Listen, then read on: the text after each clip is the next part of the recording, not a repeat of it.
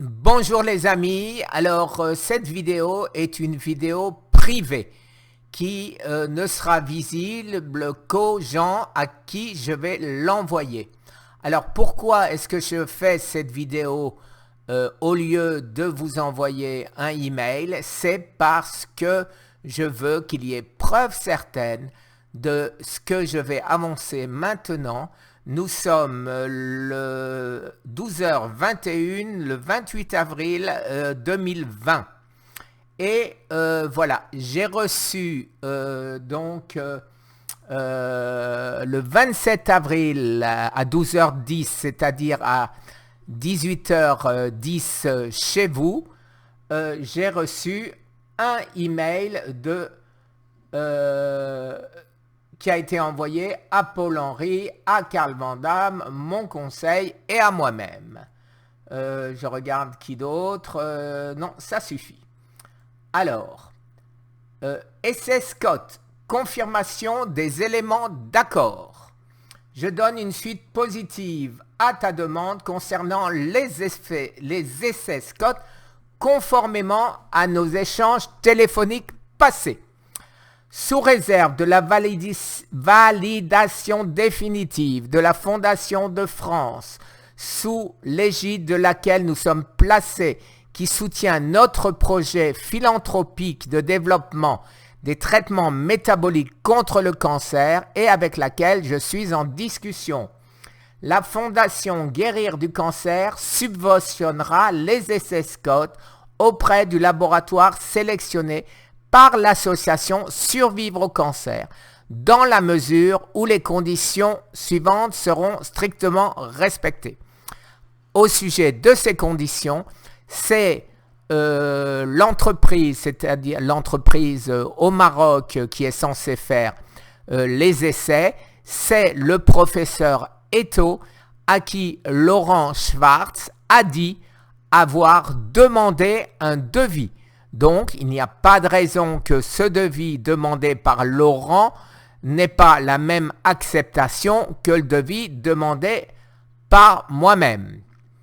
Alors, essai, envoi d'un dossier d'essai monté avec un laboratoire respectant un protocole professionnel et les réglementations en vigueur. C'est le même que celui que j'avais proposé à Laurent Schwartz et qu'il avait accepté. Approbation du projet par notre comité scientifique, puis validation par le comité exécutif qui a compétence pour accorder les subventions, se prononcer sur leur montant ainsi que l'échelonnement de leur versement. Bon, rien à dire en ce qui concerne l'approbation du comité scientifique, ce sera bien sûr approuvé, à moins que quelqu'un y mette son veto. Validation qui a la compétence pour accorder les subventions. Donc ce n'est pas, si je comprends bien, parce que le projet va être approuvé par le comité scientifique qu'il va être validé par le comité exécutif.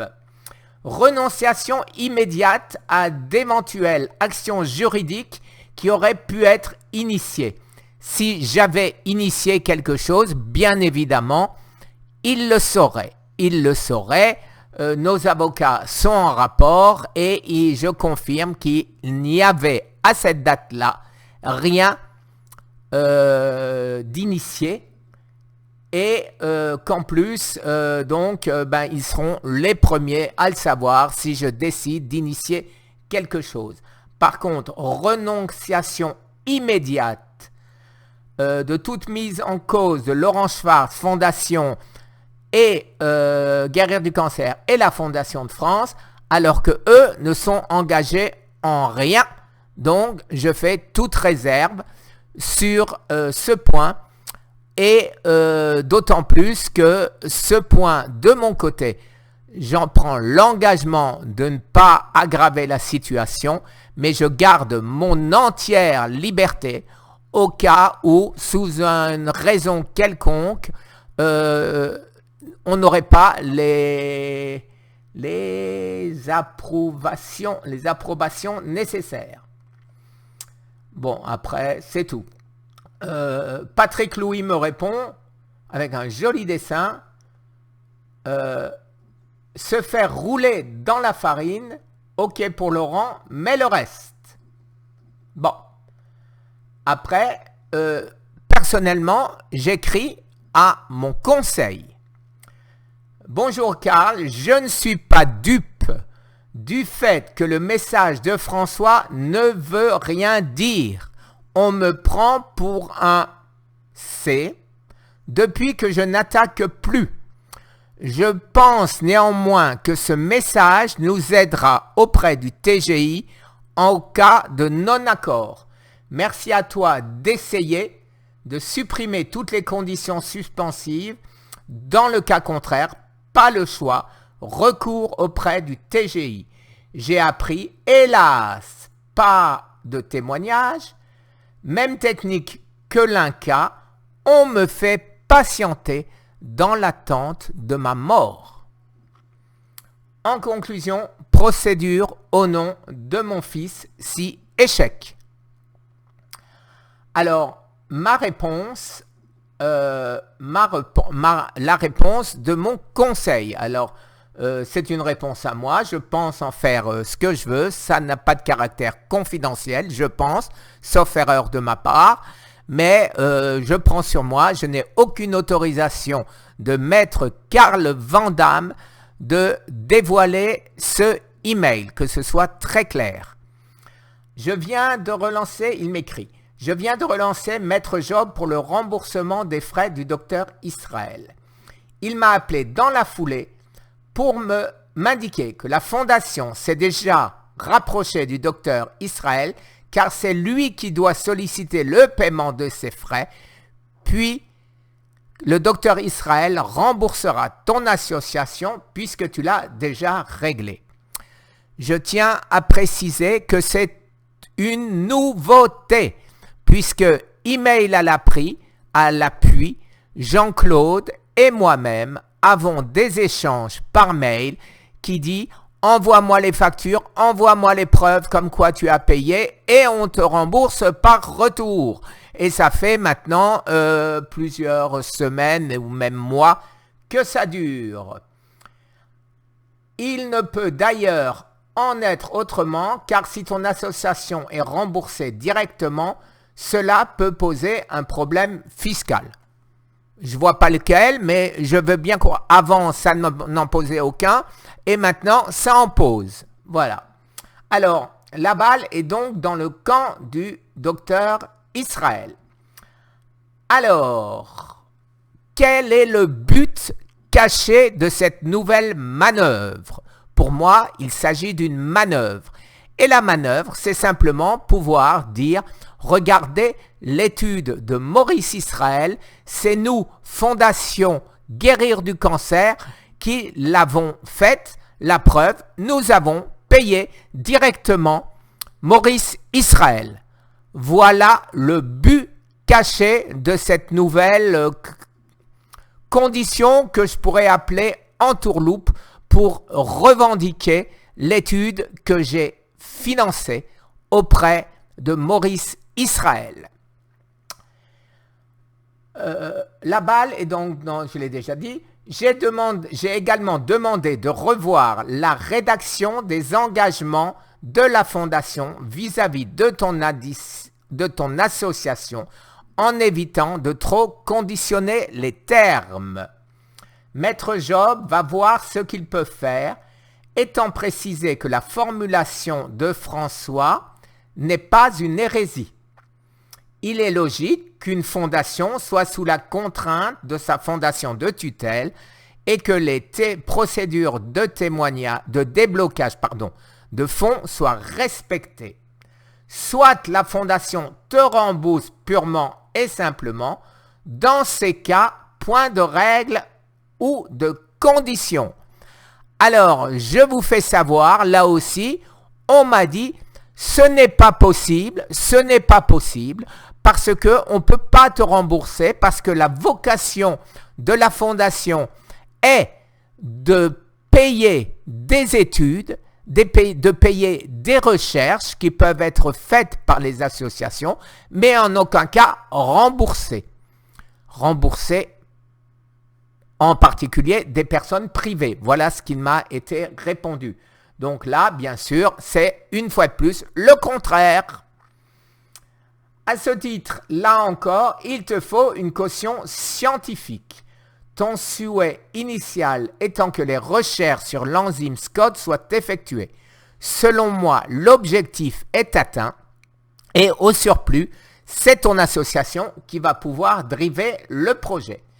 Alors oui, c'est mon association qui va driver le projet. Il le dit, sous réserve qu'on ne trouve pas de prétexte pour dire que, soi-disant, ce n'est pas que ma fondation ne respecte pas les règles, etc. Alors, je le répète, que ceux qui devaient le faire pour le compte de Laurent Schwartz et que 6 mois après, il n'y a rien de commencé, ce sont les mêmes. Alors, dans tes échanges avec François, il est clairement écrit que la fondation va financer les travaux des scientifiques trouvés par ton association. Bien évidemment, la fondation ne peut verser des fonds sans justificatif de leur emploi. Ça, j'en suis absolument convaincu et ça me semble parfaitement normal. Il n'était pas question pour moi de me demander de l'argent sans facture et sans justificatif, évidemment. Alors, surtout, elle ne peut fiscalement verser directement les fonds à ton association. Elle sera tenue de régler les prestataires que ton association aura choisis. Si ton association est réglée directement, cela pose un problème fiscal, perte de déductibilité.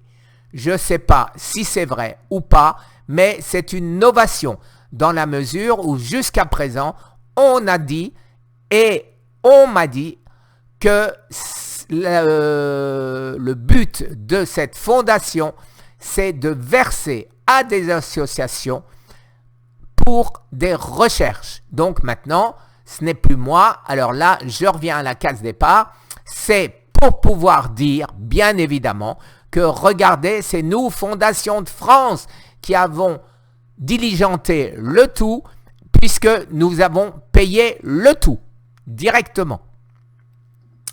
Selon moi, ta crainte est que tous tes projets ou propositions d'intervenants soient refusés par le comité scientifique. C'est un faux problème car nous pourrions, dans une telle hypothèse, remettre en cause l'accord et ce n'est pas l'intérêt de la fondation de devoir souffrir de tes blogs. C'est bien pourquoi j'ai dit tout à l'heure qu'il n'est pas question pour moi de renoncer à mes prises de position, tant que les paiements n'ont pas été effectués. Par ailleurs, permets-moi de te livrer quelques observations d'ordre juridique. Tu as fait un don à une fondation. En théorie, elle n'a aucun compte à te rendre. Le seul risque pour la fondation est que les autorités remettent en cause son agrément ou poursuivent ses dirigeants en cas de malversation avérée, détournement de fonds par exemple. Là, je ne suis pas du tout d'accord avec toi, cher Karl, dans la mesure où j'ai des témoins, je ne t'ai pas encore fourni les attestations nécessaires. J'ai un témoin direct qui a rencontré Laurent Schwartz en même temps que moi, la première fois que je l'ai vu, et dès cette première fois, il m'a demandé 20 000 € pour... il n'a pas dit comme ça pour me sauver du cancer. Il l'a dit pour sauver les cancéreux de la mort.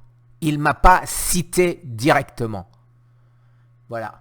À cela s'ajoute qu'une fondation dont le but est de financer la recherche contre telle ou telle maladie ne répond qu'à une simple obligation de moyens et non de résultats. Tout à fait d'accord, mais 6 mois après n'avoir toujours rien fait, c'est une obligation ça ou pas une obligation de devoir faire? Quand on dit qu'on fait et qu'on me demande de faire des vidéos pour récupérer le plus possible d'argent, là aussi j'ai bien sûr les vidéos et j'ai un mail en particulier où je dis les 100 000 €, Laurent, que tu veux, il faudrait que tu me donnes quelque chose de plus précis, que je puisse les réclamer, les demander à des gens. Et les réponses ne sont venues que verbalement, jamais par écrit. Alors, enfin, une fondation n'a pas la personnalité morale et ne peut donc être poursuivie en tant qu'entité. Je viens de faire une recherche jurisprudentielle et j'ai la confirmation que nous ne pourrons pas poursuivre directement la fondation.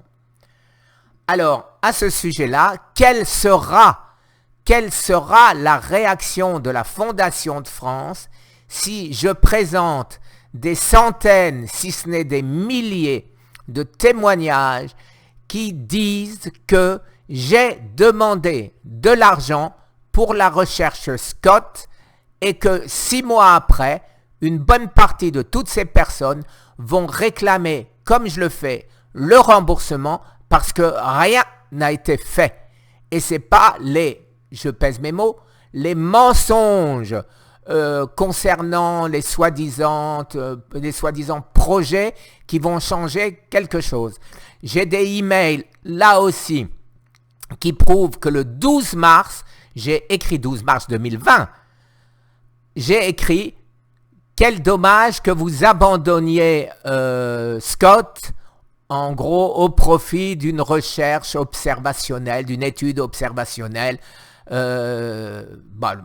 etc. » Alors, un procès civil reste envisageable, mais contre lui et avec des preuves. Ça me désolerait d'attaquer personnellement Laurent Schwartz, mais s'il n'y a pas moyen de faire autrement, je le ferai. Concernant les pièces, je n'ai pas trouvé dans les mails que tu m'as adressés des promesses formelles du docteur Schwartz promettant de te guérir à coup sûr du cancer. J'ai des amis, comme on n'en était pas encore là, des connaissances, des amis, de la famille, qui pourront le prouver, qui l'écriront. Alors bien sûr, quand ce sera ma sœur qui ont fêté au champagne ma future guérison avec mon beau-frère, bien sûr, ça n'aura peut-être pas valeur légale, mais l'ami d'un ami chez qui j'étais, Eric Guigui, pour ne pas le nommer, lui a été présent, et c'est le seul qui a été présent quand on me l'a promis. Les autres, c'est toujours des preuves indirectes. Mais indirect, est-ce que c'est indirect quand il y a eu des dizaines de milliers de vues, quand je le dis sur Internet, dans des vidéos, et que les gens donnent pour eux aussi être sauvés? Est-ce qu'on peut considérer ça comme étant indirect? Oui, c'est moi qui le dis. C'est moi qui le dis, mais à l'époque, Laurent disait fin 2020, c'est la fin du cancer. Ça, c'est pas moi qui l'invente. Alors, il existe sans doute des éléments de contexte. Tu m'as indiqué qu'il a été poursuivi par l'ordre des médecins. D'après mes recherches, c'est exact, mais il n'y a pas eu de sanctions disciplinaires.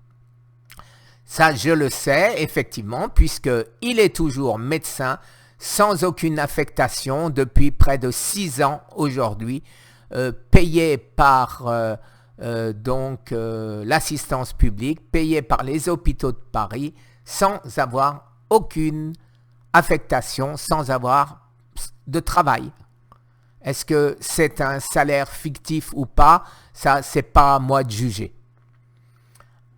Et j'espère qu'il n'y en a pas beaucoup comme ça. Autrement, on voit où passe notre argent au lieu de passer à acheter des masques et des protections pour les infirmières et pour les médecins qui, eux, travaillent à l'hôpital. À supposer que nous puissions prouver que c'est un incompétent ou un homme malhonnête, il reste que nous devrons toujours prouver qu'il t'a promis la guérison contre un versement d'argent à sa fondation. Ça, je n'ai qu'une preuve directe, une seule. Les autres, c'est tout de l'indirect. Et les vidéos. En synthèse, je reste convaincu que tes coups de gueule ont fait plier la fondation. Et je pense que leur proposition est honnête puisqu'elle répond à tes vœux. Permettre les recherches sur l'enzyme Scott avec l'immense avantage que c'est ton association qui va mener le processus de recherche et sous la caution de la Fondation de France. Si je me trompe, tu auras toujours la possibilité de revenir à la charge et de remettre un coup de pied dans la fourmilière.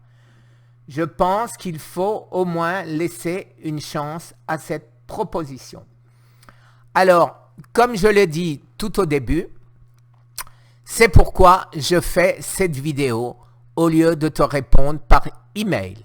Parce que je veux donner toute chance à la Fondation, à François, à Laurent, de respecter ce qu'ils ont promis. Il l'a dit à de nombreuses reprises à Patrick Louis. Il me l'a dit personnellement. Il ne l'a pas écrit à son habitude. Mais par contre, bien sûr, François nous l'a écrit. Alors maintenant, où ce sera suivi des faits et cette vidéo ne verra jamais le jour, hormis pour les privés qui vont la recevoir, bien évidemment. Mais par contre, elle ne sera jamais publique, sauf s'il y a tromperie, sauf si on essaye de me rouler dans la farine.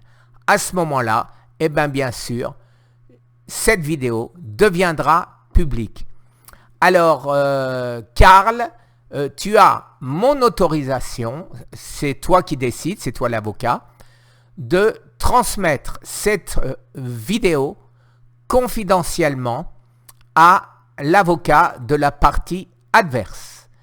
À lui de décider ce qu'il compte faire, qu'il sache très clairement ma position. N'essayez pas d'attendre que je meure. Laurent m'a expliqué que c'est la tactique de l'Inca. L'Inca me promet maintenant depuis des mois, depuis juillet 2019, des rendez-vous par écrit. Et il ne se passe rien. Et il me répond. Et il me dit, ils attendent que tu meurs. Et comme ça s'éteindra. Alors si maintenant Laurent ou la Fondation veut utiliser la même technique, eh bien ça ne marchera pas. Ça ne marchera pas. Pourquoi? Parce que je laisserai mes témoignages en vidéo et surtout la procédure, ce sera mes enfants et mon épouse qui vont la diligenter et non pas moi, parce que je n'aimerais pas qu'elle s'arrête pour cause de décès. Voilà, écoute, je pense avoir été précis, un peu long peut-être, mais je pense que c'est important au cas où cette vidéo doit sortir sur la toile. Merci à tous, à ceux qui vont la recevoir. Et de nouveau, il n'y a qu'une personne qui a le droit de diffuser cette vidéo à qui il le souhaite, c'est Maître Karl Vandamme. Merci, très bonne journée. Au revoir.